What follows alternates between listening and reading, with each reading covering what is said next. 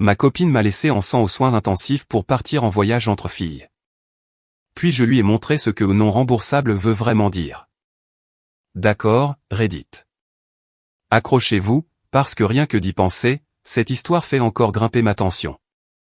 Je suis enfin prêt à raconter toute l'histoire. Et croyez-moi, la fin en vaut la peine.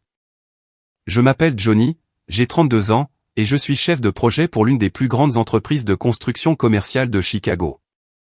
Je fais ce métier depuis 11 ans. J'ai commencé comme simple manœuvre à trimballer des barres d'armature à 21 ans, et j'ai gravi les échelons en obtenant toutes les certifications et licences possibles. Je gagne bien ma vie, vraiment bien. On parle d'un salaire de base de 147,000 $, avec des primes qui me poussent au-delà des 180,000 $ lors d'une bonne année. Je ne dis pas ça pour me vanter, mais parce que c'est important pour la suite, quand vous verrez comment cette femme m'a traité comme un objet jetable. J'étais avec Mia depuis 2 ans. Je l'avais rencontrée à l'anniversaire d'un ami. Je pensais que c'était la plus belle femme que j'ai jamais vue. Un M68, de longs cheveux noirs, et ses yeux verts qui semblaient changer de couleur selon la lumière. Elle avait ce rire qui vous donnait envie de continuer à faire des blagues juste pour l'entendre encore. Elle travaillait comme réceptionniste dans un cabinet dentaire, gagnait environ 38,000 $ par an, ce qui était très bien. Je ne me suis jamais soucié de l'argent dans mes relations. Ce qui comptait pour moi, c'était la loyauté, le respect, et le fait d'être présent quand ça compte. Les 6 premiers mois ont été géniaux, vraiment géniaux. Elle était attentionnée, affectueuse, m'envoyait toujours des mots doux pendant la journée. Je pensais avoir gagné le gros lot. Les drapeaux rouges ont commencé à apparaître vers le 8e mois, juste après son emménagement. Elle se plaignait de mes horaires de travail, alors que ce sont ces mêmes horaires qui payaient tout. Elle s'agaçait quand j'étais trop fatigué pour sortir après un quart de 12 heures. Elle a commencé à faire des commentaires sur le fait que les copains de ses amis étaient plus présents. Puis, les problèmes d'argent se sont insinués. D'abord, c'était sa voiture. Elle conduisait une Corolla de 2011 un peu amochée.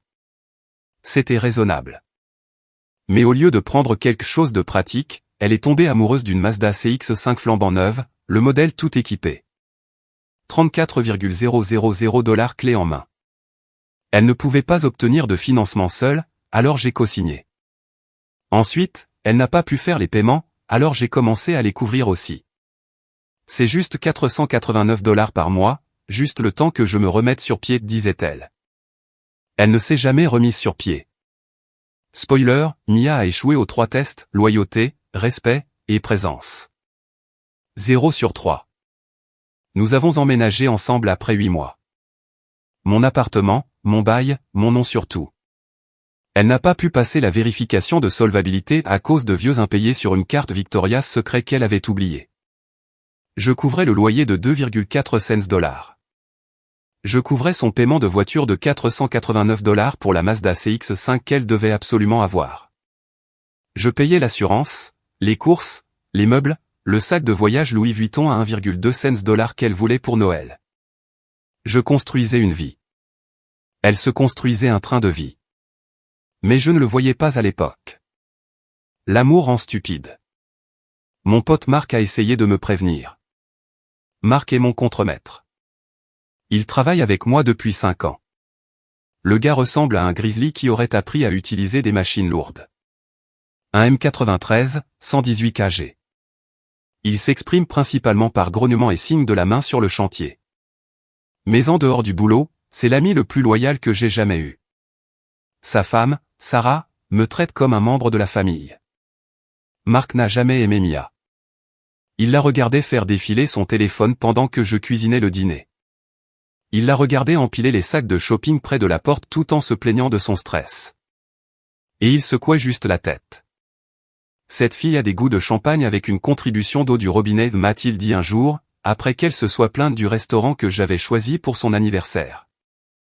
Je lui ai dit qu'il était dur. Il m'a dit que j'étais aveugle. Il s'avère que Marc avait une vision parfaite. Le 14 mars, un mardi. Nous étions à 3 semaines de l'achèvement d'un immeuble mixte de 12 étages au centre-ville. Un projet de 47 millions de $. Mon bébé. Je gérais ce truc depuis 18 mois et nous étions en avance sur le planning et en dessous du budget. Le client m'adorait. Mon patron parlait déjà d'une promotion. J'étais au 8e étage, en train de faire une inspection avec l'ingénieur en structure, quand c'est arrivé. Un câble d'élingage a lâché sur la grue au-dessus de nous. 4 tonnes de poutres en acier se sont balancées comme un pendule. J'ai entendu le câble siffler avant de voir la poutre. J'ai poussé l'ingénieur hors du chemin et j'ai pris le coup à sa place. La poutre m'a épinglé contre un pilier en béton. J'ai entendu mes côtes craquer avant de les sentir. Ma jambe gauche s'est tordue à un angle qu'une jambe n'est pas censée prendre. Je me souviens avoir regardé en bas et vu l'os. Puis, trou noir. Je me suis réveillé aux soins intensifs du Northwestern Memorial. Des tubes partout. Un drain thoracique. Des perfusions. Un plâtre sur ma jambe qui allait de mes orteils à ma hanche. Le médecin a dit que j'avais de la chance d'être en vie. 4 côtes cassées, un tibia en miettes, une hémorragie interne, et ma rate était si endommagée qu'il n'était pas sûr de devoir l'enlever. La chance, hein. Mia est arrivée environ 4 heures après ma sortie du bloc opératoire. Elle portait une robe d'été florale, aux couleurs vives, avec des motifs joyeux, le genre de tenue qu'on porte pour un brunch, pas pour regarder son petit ami respirer à travers une machine. Elle s'est assise sur la chaise en plastique à côté de mon lit et a fait défiler son téléphone pendant 20 minutes avant même de me regarder. Quand elle a enfin parlé, sa voix avait ce ton impatient de « j'ai mieux à faire ailleurs ». Si tu vas juste rester là à dormir, Johnny, autant que je sois utile ailleurs. J'ai essayé de m'asseoir. Les côtes cassées sur mon côté gauche ont hurlé si fort que ma vision est devenue blanche. Je me suis effondré en arrière, haletant, agrippant la barrière métallique du lit jusqu'à ce que mes jointures blanchissent. Utile, ai-je réussi à croasser. Ma gorge donnait l'impression que j'avais avalé du verre pilé à cause du tube d'intubation qu'ils avaient retiré 1 heure plus tôt. Je suis aux soins intensifs, Mia. J'ai un tube dans la poitrine. Ils n'ont même pas encore décidé s'ils gardent ma rate. Et c'est affreux, bébé. Vraiment. Elle s'est levée et a lissé sa robe. Mais Olivia est en train de s'effondrer. Tu sais comment elle devient quand elle est seule. Elle pleure depuis 3 jours parce que Todd l'a quittée. Elle a besoin de ce voyage. Nous avons besoin de ce voyage. Un voyage, ai-je répété. La morphine me faisait tourner la tête, mais la rage traversait le brouillard comme un couteau brûlant. Tu pars à Cabo aujourd'hui? Ce n'est pas juste un voyage, Johnny. C'est une retraite de santé mentale, et nous avons payé 3,000 $ chacune pour ces billets. C'est non remboursable. Tu sais combien d'argent ça représente? Je gagne ça en 1 semaine, ai-je répliqué, bien que cela manquait de mordant car j'ai eu une respiration sifflante à mi-phrase. Je paie le loyer. Je paie les traites de ta voiture. Et toi, tu t'inquiètes pour 3 000 $ alors que je suis allongé là, relié à un drain thoracique? Elle a levé les yeux au ciel. Elle les a vraiment levés, comme si c'était moi qui étais déraisonnable. N'en fais pas une histoire d'argent. C'est tellement bas. C'est une question de loyauté. Olivia a été là pour moi à travers tout. Je ne peux pas simplement l'abandonner parce que tu as eu un accident. Un accident? Une poutre en acier s'est détachée et m'a épinglé contre un mur en béton. Mia, je n'ai pas trébuché sur un trottoir. Je sais. Elle a levé les mains, exaspérée. Et je suis là depuis 4 heures. Je t'ai apporté ton chargeur. J'ai parlé au médecin. Il a dit que tu es stable. Stable, ça veut dire que tu vas bien. Tu vas juste rester là à guérir. Je ne peux pas souder tes os en te regardant. Elle a vérifié son téléphone. Un texto est apparu. Probablement Olivia qui attendait dans le Uber en bas. Écoute, a-t-elle dit, sa voix s'adoucissant pour prendre ce ton faux de service client qu'elle utilisait quand elle voulait quelque chose. Je serai de retour dans 5 jours. C'est tout. Moins d'1 semaine. Le temps que je revienne, tu seras probablement sorti et on pourra regarder des films à la maison. Ta mère n'est qu'à 1 heure de route si tu as vraiment besoin de quelque chose. Elle me déteste, ai-je dit platement. Elle ne te déteste pas. Elle pense juste que tu es intense. Elle a rassemblé son sac à main. Le sac Louis Vuitton et mon argent. Écoute, je dois y aller. Le vol est dans 3 heures et la sécurité à l'aéroport est un cauchemar. Elle s'est penchée et a embrassé mon front. Ses lèvres semblaient sèches, froides, machinales. Ne sois pas dramatique, Johnny. Tu es un grand gaillard. Tu es costaud. Tu vas t'en sortir. Elle a attrapé son sac et est sortie. Elle ne s'est pas retournée. Elle n'a pas hésité. La porte s'est refermée dans un sifflement, et le silence qui a suivi était plus lourd que les 4 tonnes d'acier qui m'avaient écrasé. Je suis resté là, 32 ans, un chef de projet qui avait construit des structures destinées à tenir 100 ans. Un homme qui était fier de résoudre des problèmes et de gérer la pression, réalisant que je venais d'être jeté, échangé contre une margarita et un bronzage. C'est à ce moment-là que la douleur a changé. Ce n'était plus seulement les côtes. Ce n'était pas le tibia brisé ou les organes meurtris. C'était la prise de conscience que j'étais une option, un plan de secours, un filet de sécurité qu'elle pouvait ignorer jusqu'à ce qu'elle en ait besoin. Et elle était sur le point de découvrir ce qui arrive quand on traite un homme bien comme un plan de secours. Les hôpitaux, la nuit, sont une espèce particulière de purgatoire. Les bips ne s'arrêtent jamais. Des machines qui suivent votre rythme cardiaque, votre oxygène, tout. Les lumières dans le couloir restent allumées, saignant sous la porte en une fine ligne jaune. Les infirmières changent de quart toutes les 8 heures et vous devez expliquer votre douleur à nouveau à un nouveau visage avec un nouveau porte-bloc. Sur une échelle de 1 à 10, demande-t-elle. Et vous pensez, quelle douleur? Les côtes qui donnent l'impression que quelqu'un se tient sur ma poitrine? La jambe qui lance à chaque battement de cœur? Ou la réalisation que je suis allongé ici, seul, parce que ma petite amie a choisi des vacances? Je ne pouvais pas bouger ma jambe gauche. Le plâtre allait de mes orteils à ma hanche, et il pesait 1 tonne. Ma poitrine semblait enveloppée de fils barbelés à chaque fois que je respirais. Chaque toux était une agonie. Chaque changement de position envoyait des éclairs à travers ma cage thoracique. Je continuais de vérifier mon téléphone, le pouce planant sur le fil de discussion avec Mia. Fais bon voyage. Écrit. Effacé. J'ai très mal.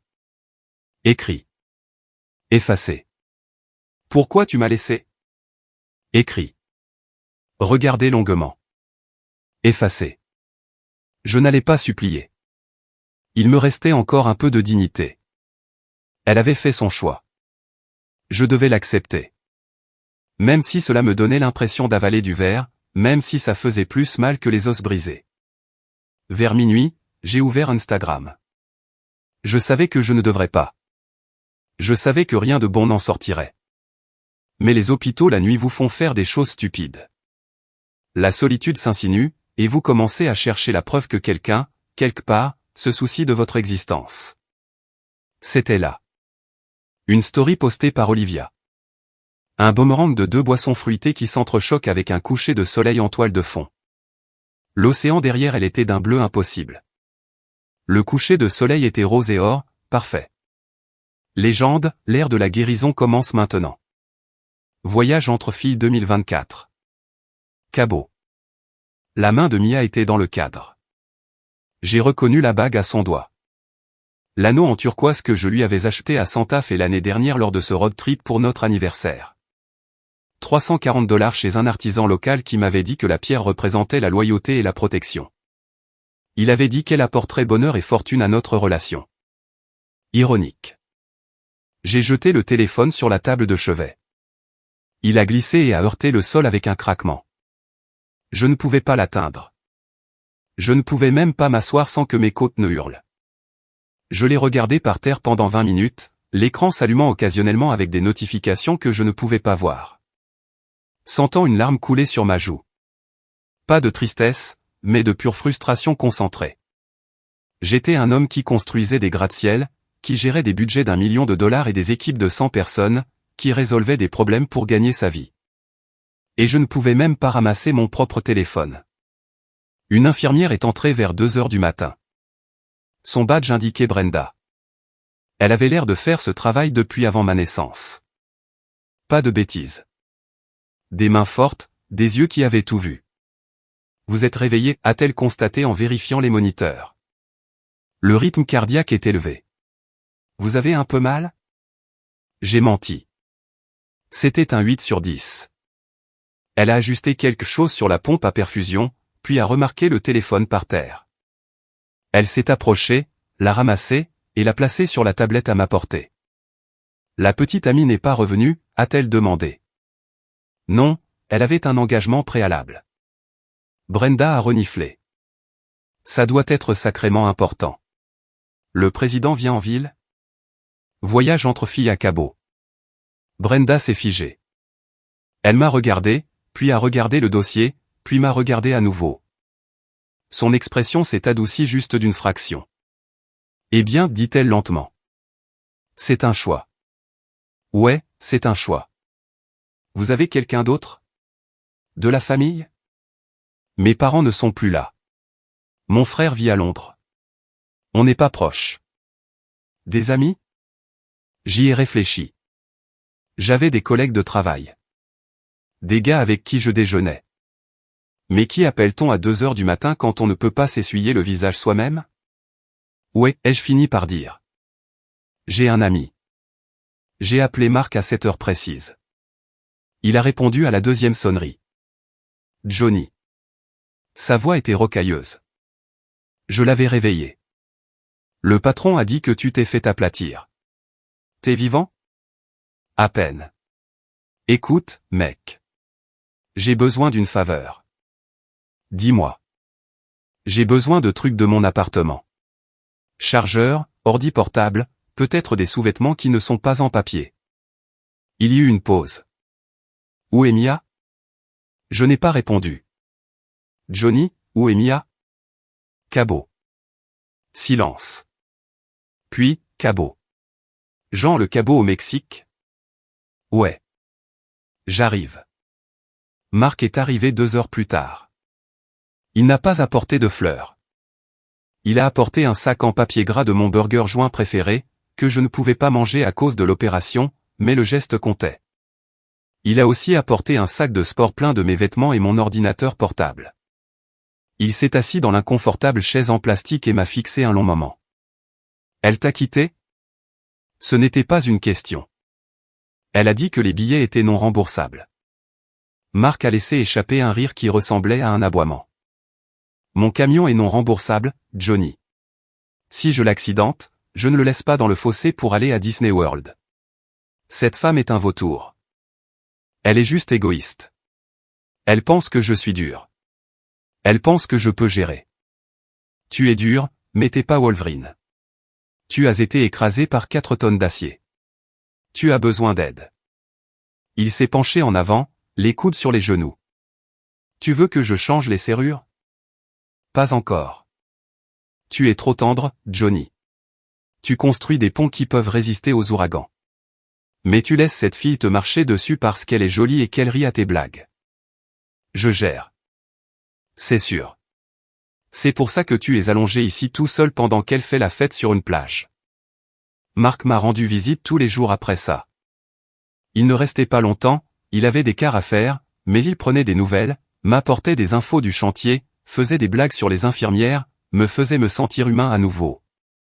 Sa femme, Sarah, est même venue une fois, m'a apporté de la soupe maison et m'a fait un sermon sévère sur le fait de ne pas laisser cette fille revenir dans ma vie. Je commençais à voir que j'avais de meilleures personnes autour de moi que je ne le réalisais. J'avais juste été trop concentré sur la mauvaise personne pour le remarquer. Mia envoyait un texto une fois par jour. Des messages courts et légers qui semblaient être des pensées après coup. Je pense à toi. J'espère que la nourriture n'est pas trop dégueu. Olivia dit bonjour, on va faire du snorkeling. Le réseau est mauvais ici. Je ne répondrai peut-être pas pendant un moment. Je t'aime. J'ai arrêté de répondre après le 2e jour. Le docteur Evans est entré le 4e jour avec son porte-bloc et cette expression soigneusement neutre que les médecins maîtrisent à l'école de médecine. Bonne nouvelle et mauvaise nouvelle, Johnny. Donnez-moi les deux. Les côtes se remettent bien. Pas besoin d'opération pour la rate. Le saignement s'est arrêté de lui-même, mais la jambe. Il a affiché les radios sur le moniteur. L'enflure a diminué, mais la fracture est complexe. Vous en avez pour 8 semaines dans un plâtre, puis encore 4 dans une botte, minimum. Vous ne pourrez pas conduire. Vous ne pouvez pas prendre les escaliers. Mon appartement est au 3e étage. Alors vous ne pouvez pas rentrer chez vous. pas à moins d'avoir quelqu'un d'assez fort pour pratiquement vous porter jusqu'en haut, et quelqu'un pour rester avec vous 24h24 et 7j7 la première semaine pour vous aider à vous déplacer. J'ai pensé à Mia. Même si elle était là. Elle pesait 55 kg toute mouillée et se plaignait si elle devait porter 2 sacs de course depuis la voiture. Je vais trouver une solution, ai-je dit. Ce soir-là, j'ai envoyé un texto à Marc. Le doc dit que je ne peux pas prendre les escaliers. J'ai besoin d'un endroit où crècher pendant une semaine ou 2 une fois sorti. Sa réponse est arrivée instantanément. La chambre d'amis est à toi. Sarah prépare déjà un gratin. Elle est impatiente de dire du mal de Mia en face de toi. J'ai souri. C'était la première fois que je souriais en 4 jours. Mia est revenue un mardi, exactement une semaine après l'accident. J'étais toujours à l'hôpital, prévu pour sortir le lendemain matin. J'étais assis en train de manger les œufs caoutchouteux qu'il servait pour le déjeuner quand elle est entrée en coup de vent. Elle avait l'air superbe bronzée, rayonnante, les cheveux éclaircis par le soleil. Elle a apporté l'odeur de la lotion à la noix de coco et du parfum du tifri dans la chambre stérile. Bébé. Elle a lâché ses sacs et s'est précipitée, essayant de me serrer dans ses bras. J'ai levé une main. Attention. Les côtes. Elle s'est arrêtée, a fait la moue, et s'est contentée de tapoter mon bras valide. Mon Dieu, tu m'as tellement manqué. C'était horrible d'être loin pendant que tu étais comme ça. Ça avait l'air terrible sur Instagram, ai-je dit froidement. Ce catamaran avait l'air épuisant. Elle s'est raidie. J'essayais de tirer le meilleur parti d'une mauvaise situation. Olivia avait besoin qu'on lui remonte le moral. Est-ce qu'Olivia va bien? A-t-elle survécu au traumatisme d'être célibataire pendant une semaine? Tu n'es pas obligé d'être sarcastique. C'était dur pour moi aussi. J'étais morte d'inquiétude. Vraiment? Parce que tu n'as pas appelé. Tu as envoyé 3 textos en 6 jours. Le réseau était irrégulier. Tu as posté 14 stories, Mia. Le réseau semblait très bien pour uploader des vidéos 4K de parachute ascensionnel. Elle a reculé, croisant les bras. Les marques de bronzage sur ses épaules ressortaient contre son haut blanc. Ok, donc tu vas réagir comme ça. Je comprends. Tu es grognon. Tu as été enfermé, mais je suis là maintenant. Je suis prête à prendre soin de toi. Je sors demain, ai-je dit. Super. Je vais nous ramener à la maison. J'ai acheté des bougies parfumées pour faire partir l'odeur d'hôpital de tes vêtements. Je ne rentre pas à la maison. Elle a marqué une pause. Quoi? Je ne peux pas prendre les escaliers, ordre du médecin. Et comme tu es la seule à l'appartement et que tu ne peux pas soulever une valise, encore moins un homme adulte, je ne peux pas rester là-bas. Alors où vas-tu? Chez Marc. Il a une chambre d'amis au rez-de-chaussée. Marc? Ton ami contremaître poilu? Tu vas rester avec lui au lieu de moi. Il a proposé. Tu étais au Mexique. Mais je suis de retour maintenant. On peut trouver une solution. On peut prendre un hôtel. Qui paie l'hôtel? Mia? Elle a cligné des yeux. Eh bien, je veux dire, nous avons des économies. Non, j'ai des économies. Théoï, tu as un bronzage. Son visage est devenu rouge.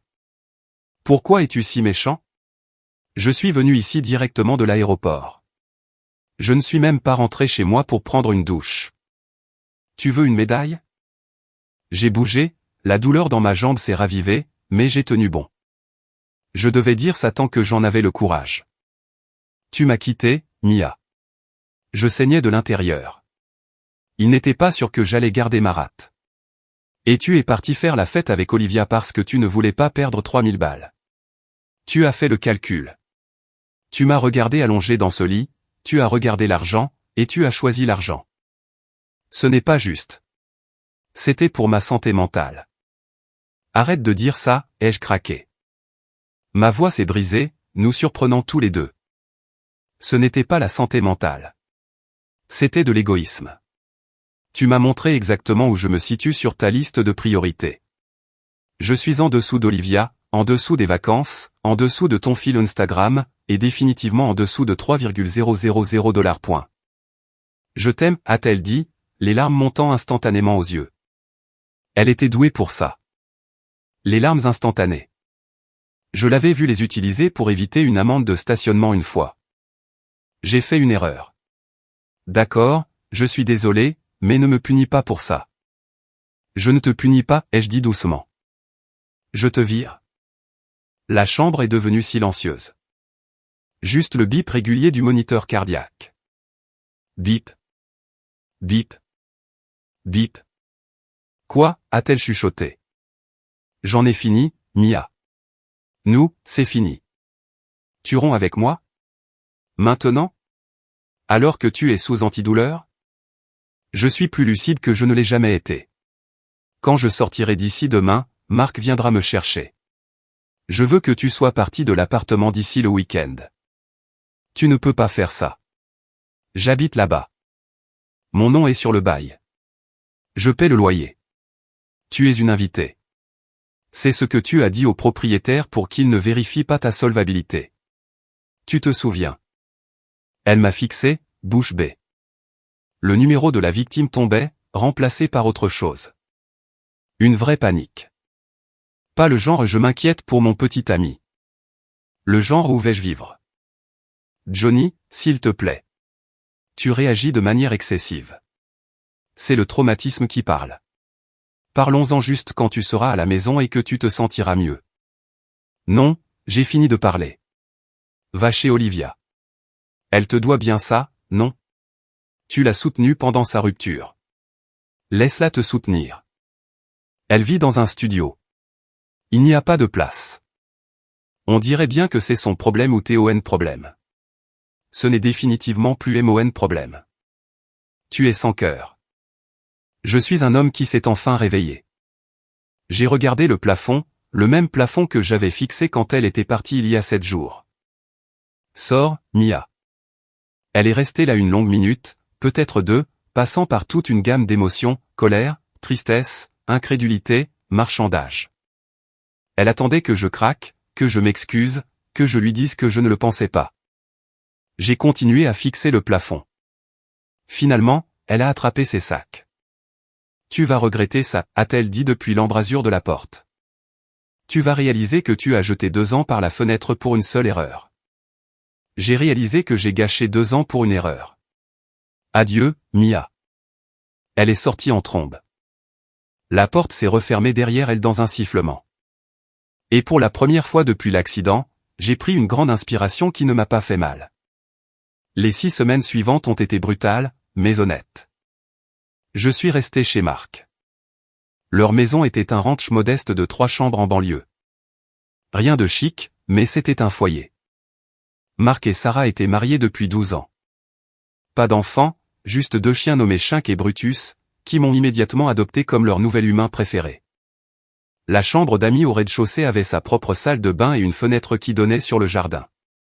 Sarah avait mis des draps frais sur le lit, accroché un petit désodorisant, et même mis une télé sur la commode pour que je puisse regarder autre chose que le plafond. La première semaine a été dure.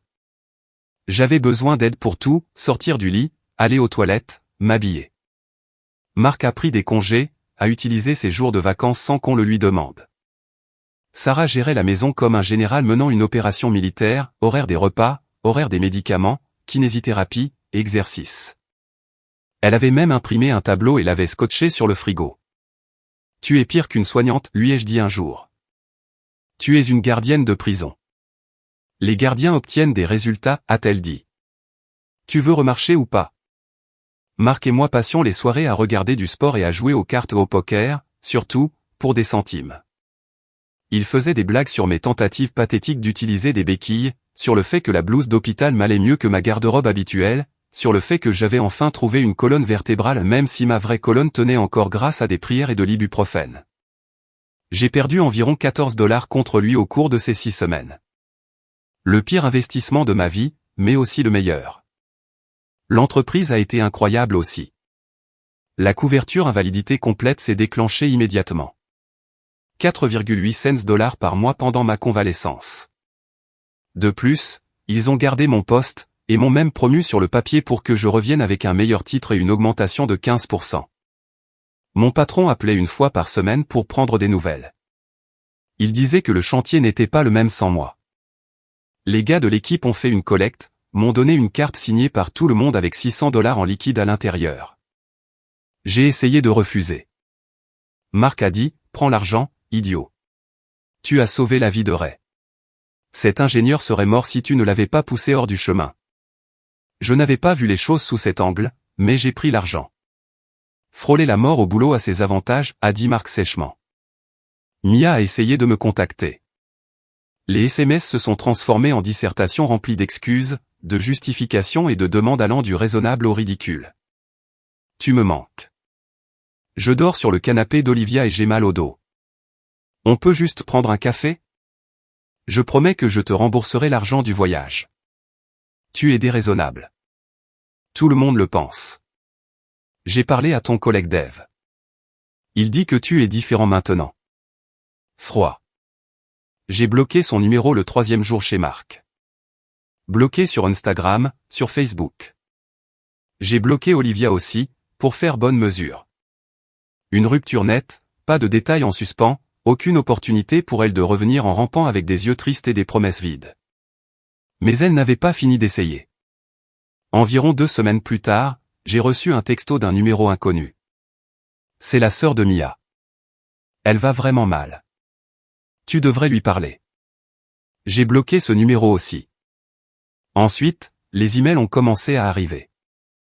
De longs essais décousus sur la façon dont je la punissais pour une seule erreur, et comment 2 ans devraient compter pour quelque chose, et comment elle avait tant sacrifié pour être avec moi. Je les ai tous transférés dans un dossier intitulé « Preuve au cas où j'aurais un jour besoin d'une ordonnance restrictive ». Je n'ai jamais répondu à un seul. Environ un mois après l'accident, je suis retourné à l'appartement. Marc conduisait. Il a amené 2 autres gars de l'équipe, des types costauds nommés Pet et Darnell, qui me devaient des faveurs. J'étais encore en béquille, je ne pouvais rien porter, mais je voulais être là. Je voulais le voir de mes propres yeux. L'endroit était un désastre. Mia avait déménagé techniquement, mais elle n'avait pas nettoyé. Il y avait des taches sur le tapis qui n'étaient pas là avant, la poubelle débordait. Le frigo contenait de la vieille nourriture en train de pourrir. Elle avait pris la télé, que j'avais payé 1,4 cents. Elle avait pris la machine à café, pris les beaux draps, laissé les trucs bon marché. La classe, a dit Marc en regardant l'endroit vide sur le mur où se trouvait le 65 pouces. Laisse-la la voir, ai-je dit, appuyé sur mes béquilles. Considère ça comme une indemnité de départ. J'ai trouvé un mot sur le comptoir de la cuisine. Son écriture, cursive et dramatique. J'espère que tu es heureux. Tu as tout gâché parce que tu ne supportais pas que j'ai une vie. Tu vas mourir seul, Johnny. Je l'ai froissé, déchiré en 2 pour faire bonne mesure, et jeté à la poubelle avec le reste des ordures qu'elle avait laissées. Nous avons chargé mes affaires, les choses importantes, mes outils, mes vêtements, les albums photos de mes parents, la montre de mon grand-père. Tout ce qui comptait vraiment tenait à l'arrière du camion de Marc. J'ai appelé le propriétaire cet après-midi-là, lui ai dit que je ne renouvelais pas le bail. Il m'a demandé si je voulais essayer de récupérer ma caution malgré les dégâts. Combien de dégâts, ai-je demandé. Il a marqué une pause. Il y a des taches sur le tapis et la porte de la salle de bain a un trou. On dirait que quelqu'un a donné un coup de poing dedans.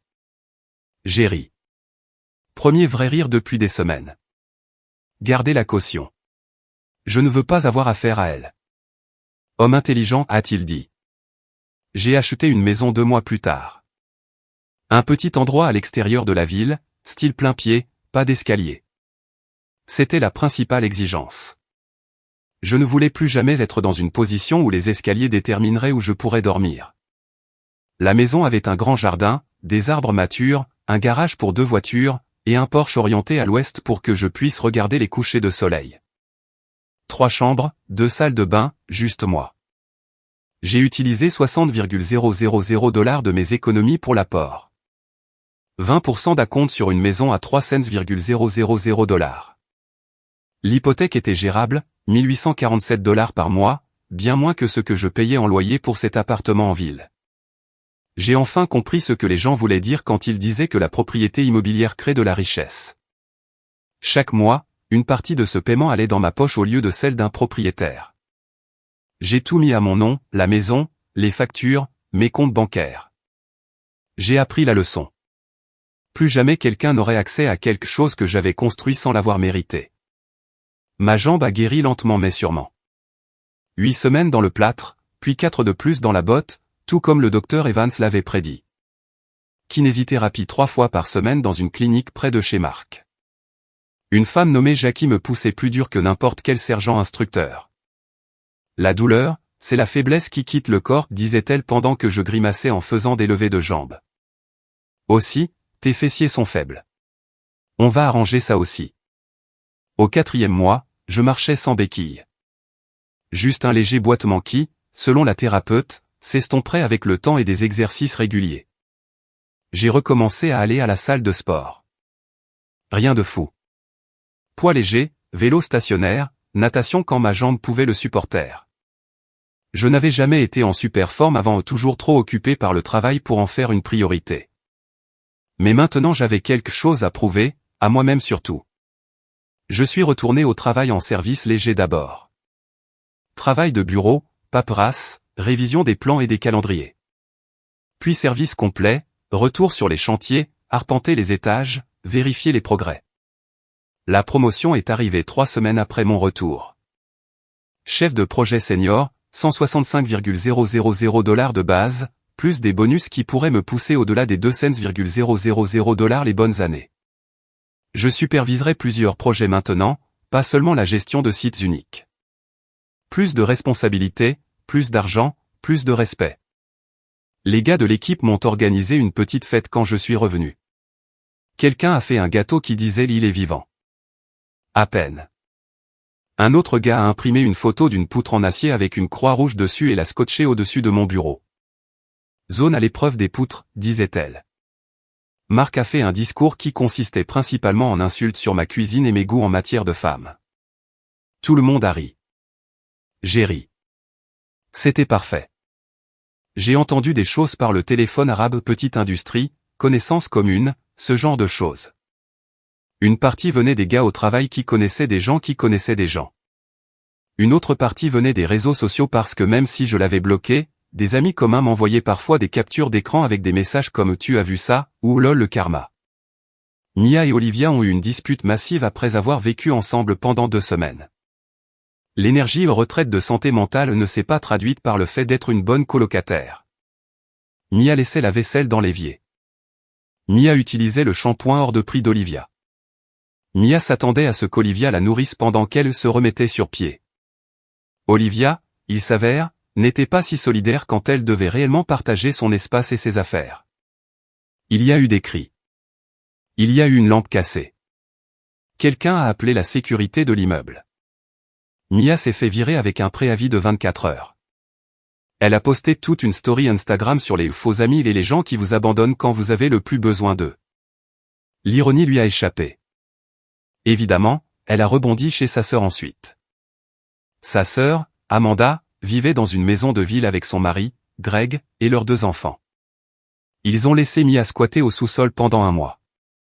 Mais Greg, que je n'avais rencontré que 2 fois et qui semblait être un gars raisonnable, a apparemment mis le holà après avoir surpris Mia en train de piller leur garde-manger à 2 heures du matin et découvert qu'elle ne cherchait pas de travail, elle regardait Netflix 14 heures par jour.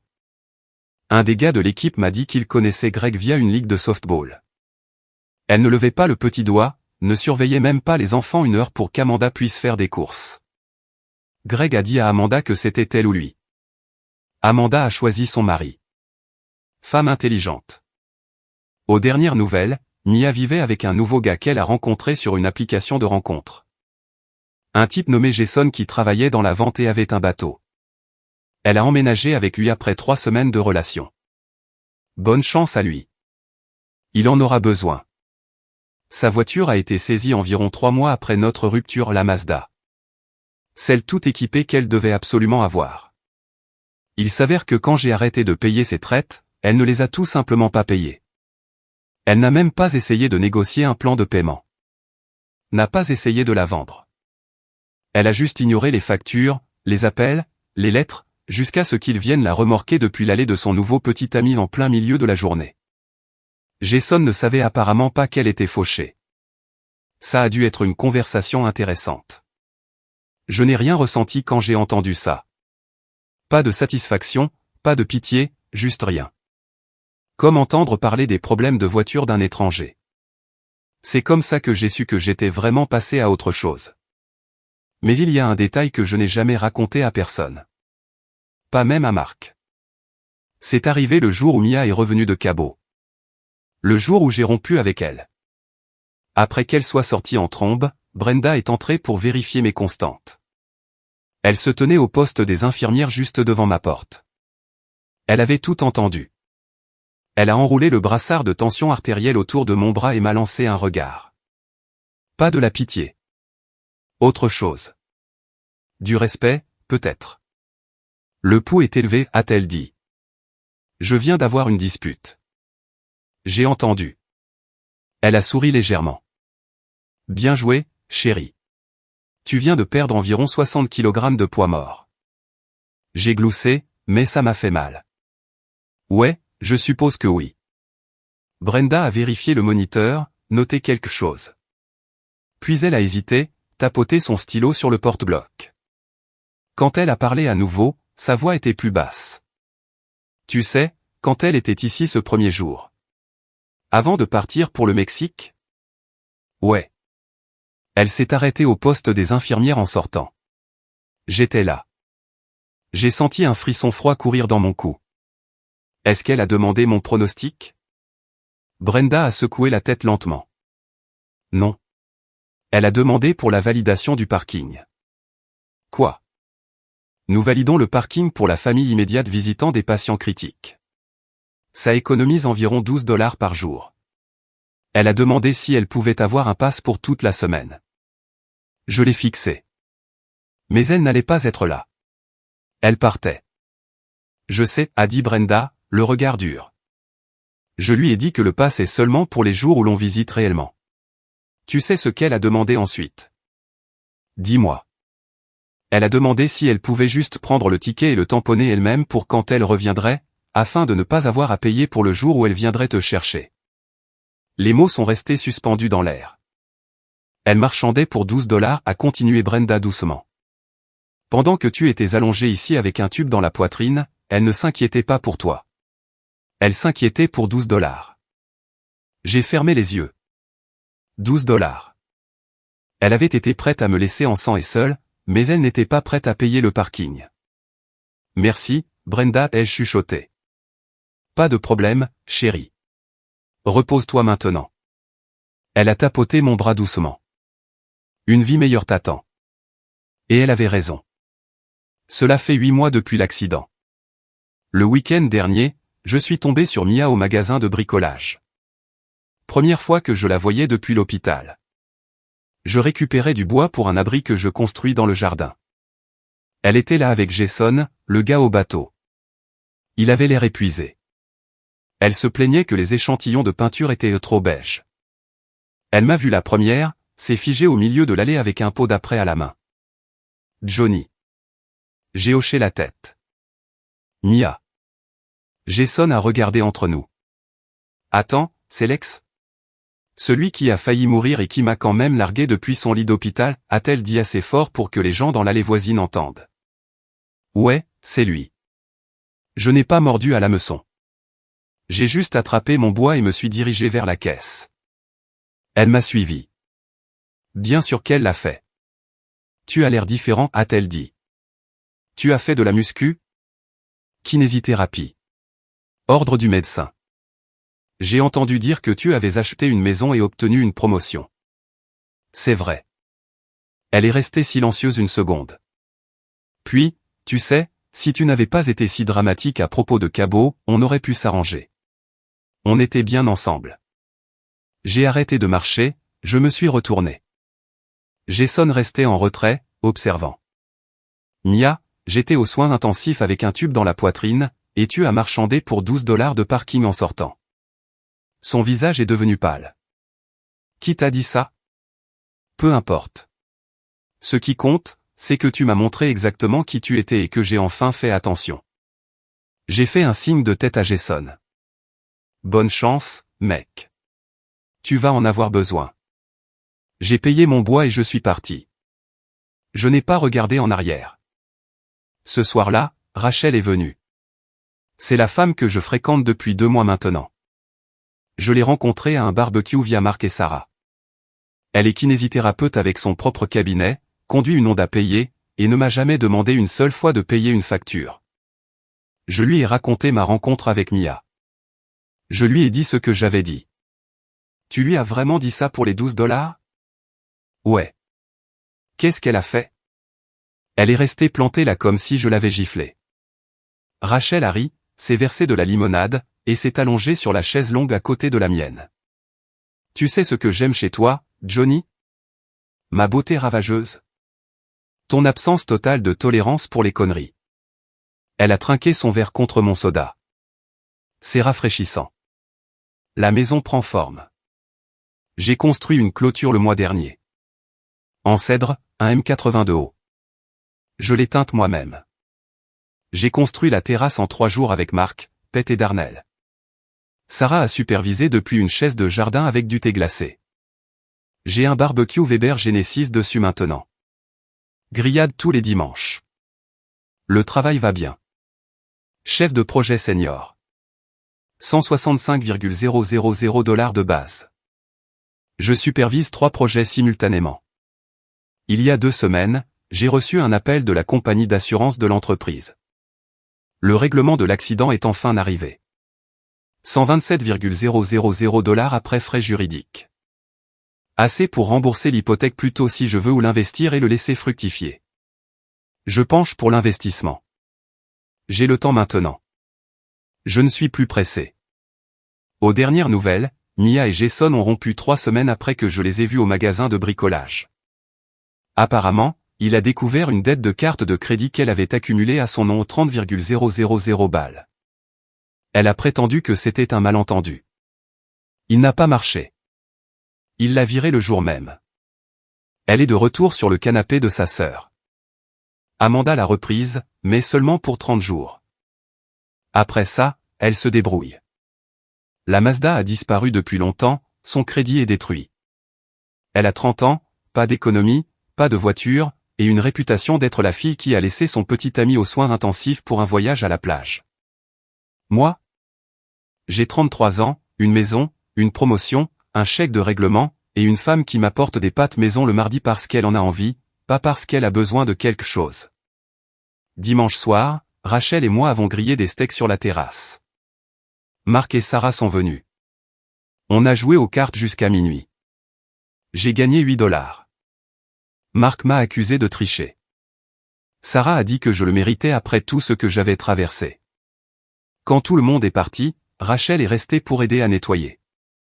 Nous étions debout à l'évier ensemble, elle lavant, moi séchant. C'est sympa, a-t-elle dit. La vaisselle, la maison, le jardin, les amis. Elle m'a tendu une assiette. Tu as construit une belle vie ici, Johnny. J'y travaille.